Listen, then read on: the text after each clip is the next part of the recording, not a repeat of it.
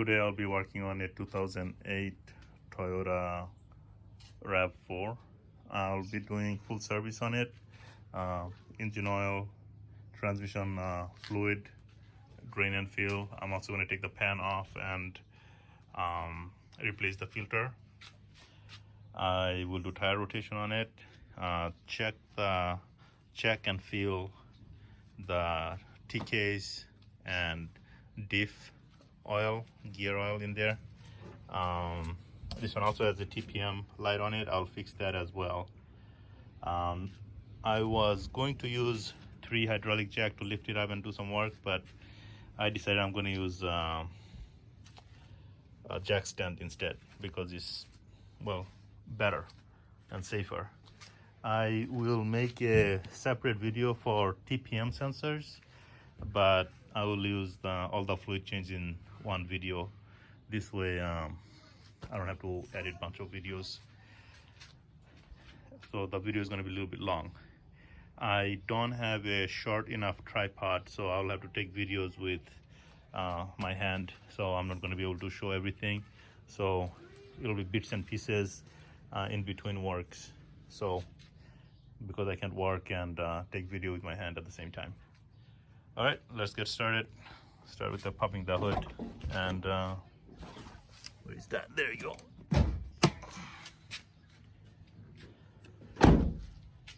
And we'll continue later. I also will show some of the additive I use. I use a bunch of Lucas products. I'll have this for the trans. I'll use this for the engine oil. I will also add some of this for the what is this, for power steering? Yeah, for power steering. I will use the filter hold on. That's the filter for this car as far as I know. I will add some seafoam to the gas because it looks like it may have a little bit of slip. That's usually what this amount I add for the power steering. And I think this is the gear oil that goes in the diff. I have to check. I looked online. It looks like 75 W85 is what it uses, but I'll use that Castrol. All right, let's get started. To lift the front up, I use that spot right in the middle.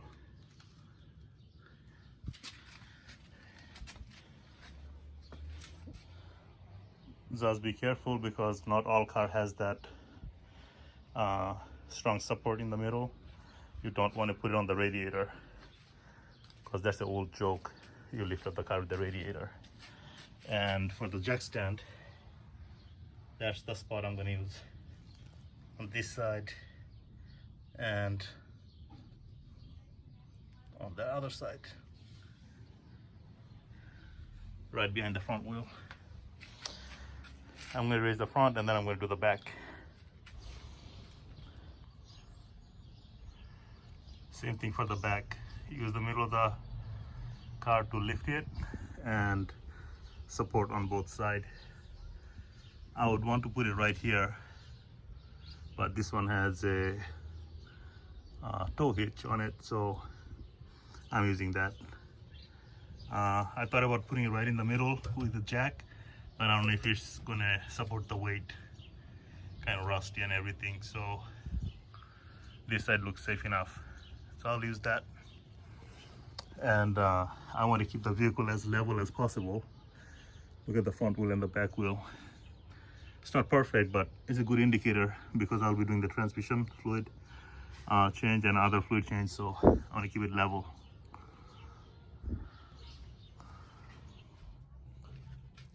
Normally I would start with doing the oil change, but today I'm going to start with the trans fluid change because I will be making a gasket myself.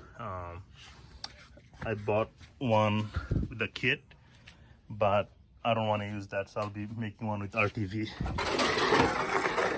To take the well, to change the trans fluid, you got to remove this bottom cover, and you got a couple of 10 mils on these sides and a couple of clips all around. I broke a couple of 10 mils and also a couple of clips. I'll have to figure that out when I get to it. As far as trans fluid, I am going to start with draining it, and here's the drain pan, and I'll also replace the crush washer. You will need a 3/8. I got a 3/8 ratchet, so that should do a good job. So that's messed up. Honda uses a standard 3/8. This on the, well, I used it on my MDX, Pilot, Ridgeline. Looks like Toyota, being as brilliant as they are, they use this Allen key. Looks like a 10 millimeter. So that's what I'll be using. That'll be fun. This fluid is very bad. It's pretty much black. This is really bad for the trans. It may need double flush, but I don't have enough fluid to do that. For today, I'll just have to do single flush. For a second there, I thought it was engine oil, but there is your engine oil pan. So this is definitely transmission, even though it looks like engine oil. Started removing the pan for the transmission, and they're all held together with a bunch of 10 millimeters. But the problem is the ones on this side you can't get to because you have this right over here. This is blocking it. So I decided I'm just going to remove this. The good news is these are held on there by a bunch of 17 millimeter. These two are small, but in the front they're that big. But basically I just took them off. It'll make my life a lot easier in the long run, so just keep that in mind. So I got the pan removed. Looks like this with it removed. That's the filter right there. I'll be removing that as well. It's I might as well show that. Looks like it's held together with those 310 mils. So should be easy enough, but this is very bad. These are all metal shaving, and it's better lighting. This is all metal. It's all metal. That's the magnet that goes on there.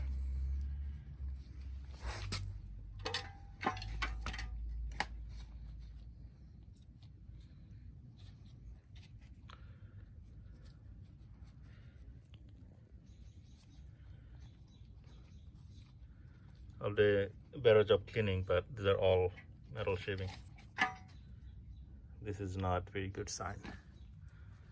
That's really bad. Just to show you just how much metal shaving there are. Anyway, time to clean it. So I did halfway decent job cleaning. Turns out it had 3 magnets here, there, and there, and I couldn't even see it. That's how dirty it was. There's the 3 magnets. I'll clean them better. Still dirty, and this is how much I got out of that pan so far, and I'm still working on it. So after that, I'll remove this gasket and I'll make it with RTV. After I make the gasket with RTV, I'll let it sit for an hour, then set it on there, hand tight it, then torque it down after 24 hours. And also another note is I put this towel down here because I'm placing this metal pan right on top of the battery, and I heard bad things happen if you put metal pan across two terminals in the battery. So I just made fill the rim with RTV, so very nice and thin layer. First I put a little bit extra on it, then I used a pick to flatten it all the way around. Make sure go around all of these holes. And now I have to wait 1 hour. I put the magnets on there. I think the magnet relocated from here to there at some point. It shouldn't be there. So put them in the right spot, cleaned it out. Looks good right now. Well, I pulled the filter out from the transmission. Oh, crap. Whatever. Inside that, you can see there's metal, and you can actually, if I point my finger, I don't know if you can see my finger, you can actually see through it. You can see actually completely through it right there. You're seeing on the other side, see all the colors? Yeah, you can see through it. You're wondering, okay, what's the problem? Well, let me wipe my hand first. Here's the new one, same side. Well, there's your filter. Well, I got some spilled some fluid in there, but that's the filter. There's no filter on this thing, so there was no filtering of the fluid going on. No one ever changed it, and look.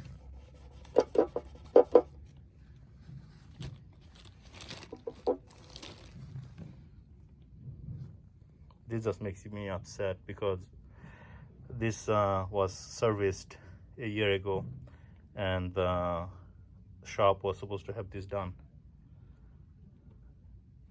I used to go to that guy before I learned how to do all of this. Very upsetting. You can see the difference. One thing to keep in mind, there's an O-ring that goes right here, and make sure you remove the O-ring, and also make sure the new one has an O-ring. And I'll just lubricate a little bit and slide it up. It's actually very easy to install. So I'm here in the back trying to do the differential fluid change. This is the front of the car, so I'm putting the rear right. That's where it would fill. That's the fuel plug, and the drain plug is on the opposite side right here. They're both 10mm Allen key. The problem is I don't think this was ever changed. I tried to take it off, and look, I'm trying to strip that, and I'm gonna give up before I break anything. Looks like if there is fluid inside, it's not leaking, it's sealed permanently, and it looks wet-ish. I don't think it's getting too hot. I'm hoping there's fluid in there. I was going to check and top it off, but I can't do that. So at this point, I'm hoping for the best, and I'm giving up in the back end. I hope the transfer case is in better shape.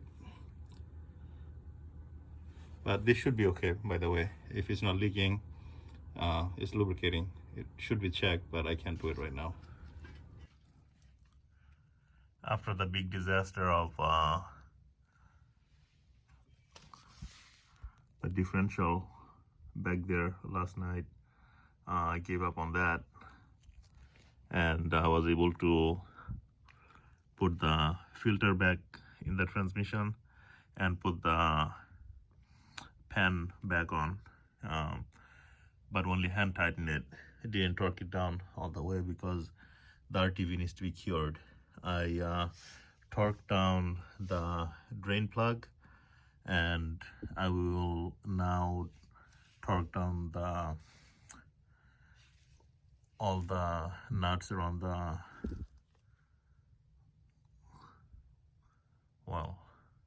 basically the pan. I get it torqued on the pan because RTV takes 24 hours. Well, it's not 24 hours yet, but it's long enough. I also drained the engine oil. I don't remember if I mentioned that. Engine oil was fine. Took out the filter, which I have to put in now. And oh, while I was doing the tire rotation, I found that caliper slide was completely seized. I removed it, cleaned it out, and lubricated it. That took me about an hour and a half. It really isn't too special. You just have to muscle it out. Sometimes you get lucky and you get it out, and sometimes you just break it and you have to get a new mount. That worked out for me, so that was not fun. Now I'm going to put these two back together. Yeah, let me do that. Let me install the filter and the plug. And I always like to use crushable copper washer, so it makes a better seal. I'll do that with the engine oil as well. So I just installed the drain plug and the oil filter. I also tried removing this fuel plug for the T case, and that's the fuel plug looking from the bottom, and that's the drain plug again looking from the bottom. I was not able to get my tool in here. There really isn't enough space for me to do anything, and also it wouldn't go in. But this is not having any problem driving, no noise, so I'm not gonna break the seal or strip the any of this. I don't want to strip anything is the main point. I tried, didn't work, but whatever, seems like it's fine. Not much anything you can do about that for now, so I'm giving up on that. Now I'm going to focus on torquing this down. So I ran into a bit of a problem. I looked online, and according to Google, well, Google search and looked into some other document, the torque on these should be, well, close to 35, maybe a little bit less, but right around 35. But these are breaking off right around 27 foot-pound. So I would rather have this break than break the casing, but either way it's a problem, and I can't tighten anymore. It should be fine. Just a couple of them missing. Actually messed up 2 in a row. That's bad, but I'll keep an eye on it, make sure it doesn't leak. But I'm surprised these can't take that much torque. I would suggest look into it a little bit more, find the right torque and torque it down properly. It didn't work out very well for me, so hope you learned from my mistake. I don't know if it's a real mistake because I did use the torque wrench this time. Well, it is what it is. Let's see how it goes. I just put the cover back on. The best thing about this is no one ever expects you to put everything back on there, because you can never remove them correctly, because the clips will fall apart when you try to take them off. Good thing is I have some clips because I break them a lot, so I put new clips on there. Those different type. And also my other solution is self-tapping screws. They work really well. It's just plastic on plastic, whether it holds or not that big of a deal. I got plenty of clips on there, so all of this holding it on there, so shouldn't be a problem. But anyway, so that's the cover. I'm pretty much done underneath here. let's go work on the top. So the car is back on the ground. I put the bottom back on and everything. So now to fill all the fluids, I was going to do the differential and the T-case, but I couldn't take them apart, so I'm going to call it fine. They're not having any issues. So here's all the things that will be going into this car.